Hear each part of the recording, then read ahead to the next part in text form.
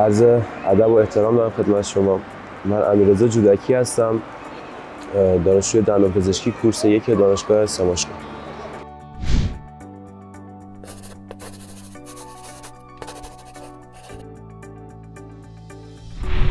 من روسیه رو انتخاب کردم برای ادامه تحصیل چون که دوستان زیادی داشتم که به این کشور مهاجرت کردن برای ادامه تحصیلشون و هزینه‌هاش نسبت به کشورهای دیگه ارزان‌تر بود و دانشگاه‌های خوبی داشت.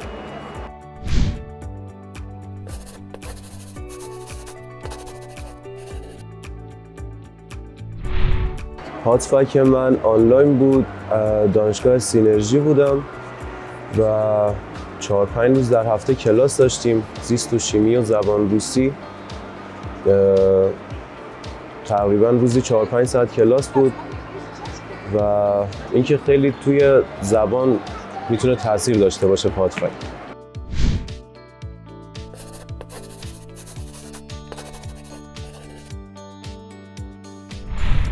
هاتفک برای یادگیری زیست و شیمی خب بستگی به استاد و دانشگاهش داره، ولی برای زبان روسی بتونی در کنارش خود کلاس مکالمه یا آموزش زبان روسی بری، به نظرم خیلی خوبه و میتونه تاثیر زیادی توی یادگیری زبان روسی داشته باشه.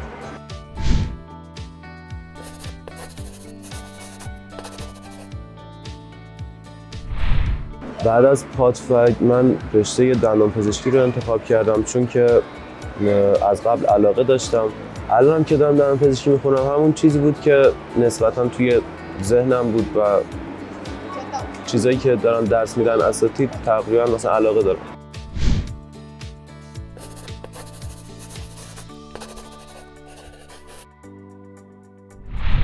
ثبت نام آزمون ورودی دانشگاه آنلاین برگزار شد و من فقط همین دانشگاه خودمون رو انتخاب کرده بودم و خدا رو شکر قبول شدم همونجا.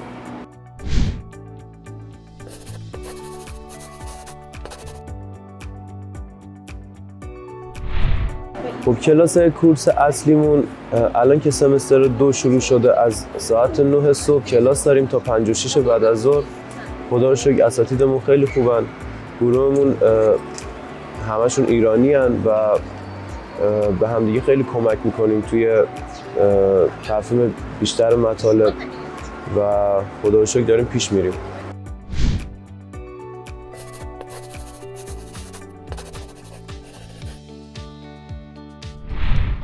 خیلی افتضاح، جدی دارم میگم.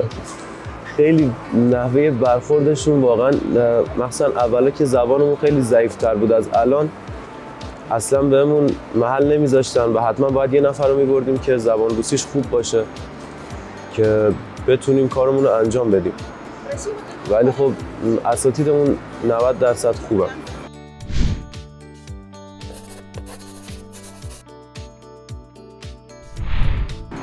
خب من از طریق اینستاگرام با شرکت آشنا شدم. چند سال پیش قبل از کرونا من میشناختم، ولی خب چون کرونا اومد یکم سفر من به تأخیر خورد و یکم مشکل پیش اومد که من نمیتونستم بیام دیگه، ولی خب از طریق اینستاگرام آشنا شدم و اخبار دنبال میکردم که دیگه قسمت شد امسال بیام.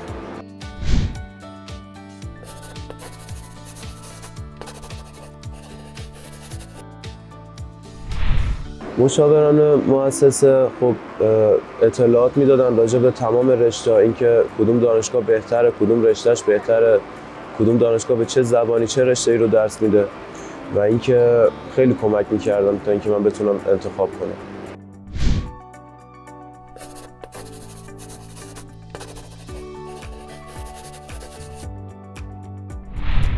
خب من قبل از خسروان با هیچ شرکتی دیگه آشنا نشده بودم و خدا رو شکر اولین و آخرین شرکتی که باهاش آشنا شدم خسروان بود و کارمون رو انجام دادیم و تموم شد.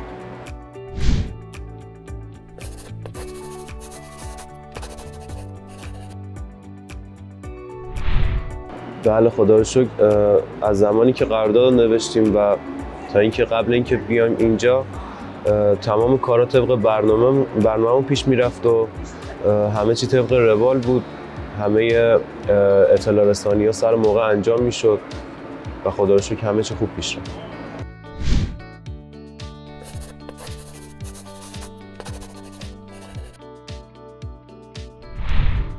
همه چی اوکیه واقعا، هیچ جای نقصی نداشت برای من که قاعدتا اینجوری بود.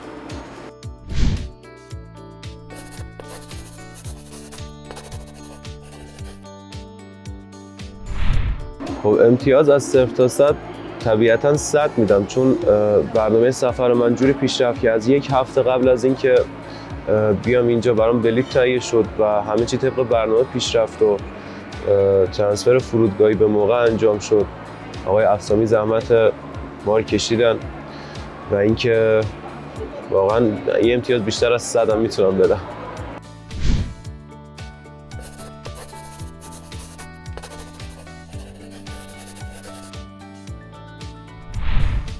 خب تیم لیدری هم که دمشون گرم، واقعا همه کارا رو از 0 تا 100 انجام دادن و نمره هم که همون 100 رو میدم دیگه، چون واقعا هیچ جای نقصی نداشت کارشون.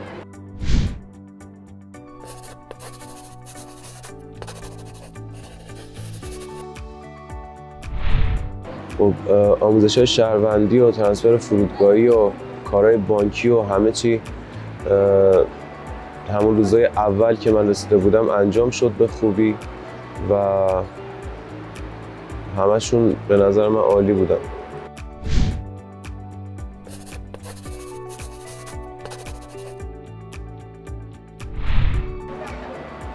چیزی به ذهنم نمیرسه، واقعا همه چی خوب بود.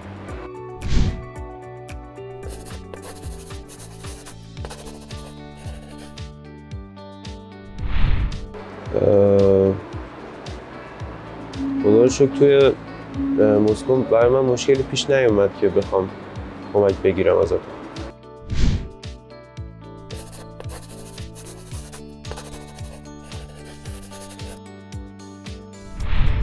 خب از همون روز اولی که رفتم فرودگاه، خب طبیعتاً حس دل کندن از خانواده خیلی سخت بود برای من و برای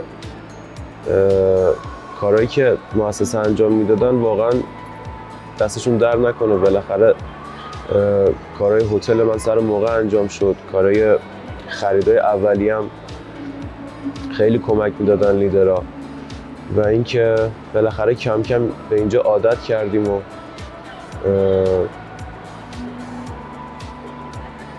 همین.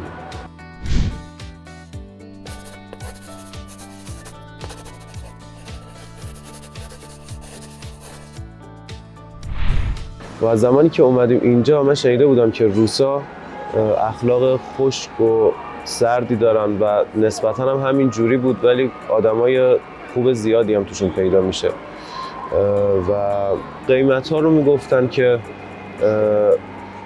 ارزونن گرونن. مثلا بعضی چیزایی که میگفتن ارزونن بعضیاشون واقعا گرون بودن، چیزایی که میگفتن گرونن واقعا مثلا ارزون بودن یا مثلا حداقل متناسب با همون قیمتی بود که توی ایران بود.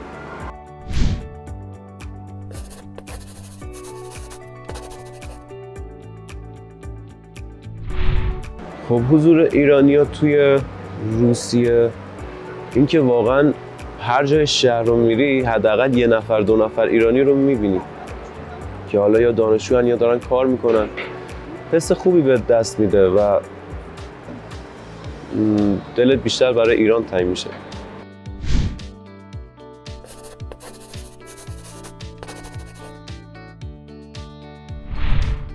رفتارشون نسبتاً خوبه با ایرانی ها، چون روابط خوبی دارن ایران و روسیه و کارتو انجام میدن به راحتی.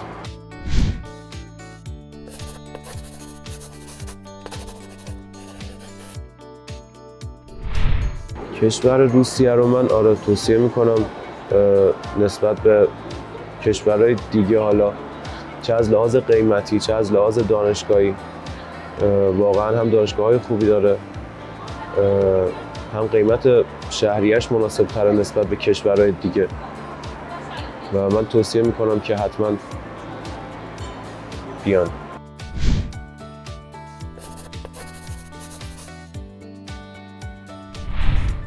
و من توصیه میکنم کسایی که تازه میخوان بیان وسایل اضافی نیارن، چون توی ایران خیلی به ما مثلا میگفتن از طریق دوستا حالا میگفتن اینا که کفش بیارید، لباس بیارید، فلان بیارید، ولی خب خیلی چیزا واقعا اینجا هست با قیمت مناسب و اصلا لازم نبود که اون همه وزن بار هم کنم و اضافه بار بدید توی فرودگاه و اینا.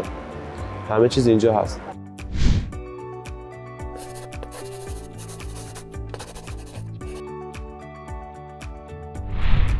کتاب‌های زیست و شیمی برای پادفک چون به زبان فارسی ترجمه شده بودن واقعا خیلی کمک می‌کردن در فهم بیشتر مطالب و خیلی کمک کردن واقعا.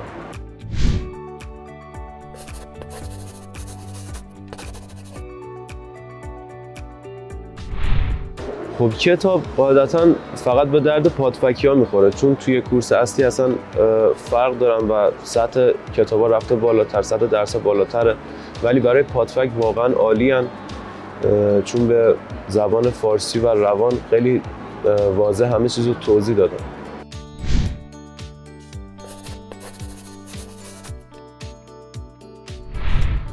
خب من توی 5 سال آینده به الانم اگه بخوام حرفی بزنم بهش میگم که مرسی که قوی موندی، مرسی که امیدوار بودی، مرسی که درس میخوندی.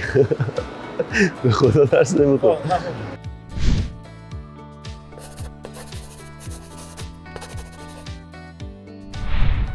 خیلی سوال سختی بود واقعا هنوز، چون دو دلم که بمونم اینجا برم یک کشور دیگه یا برگردم ایران و هنوز راجبش تصمیم نهایی رو نگرفتم. خیلی سخته.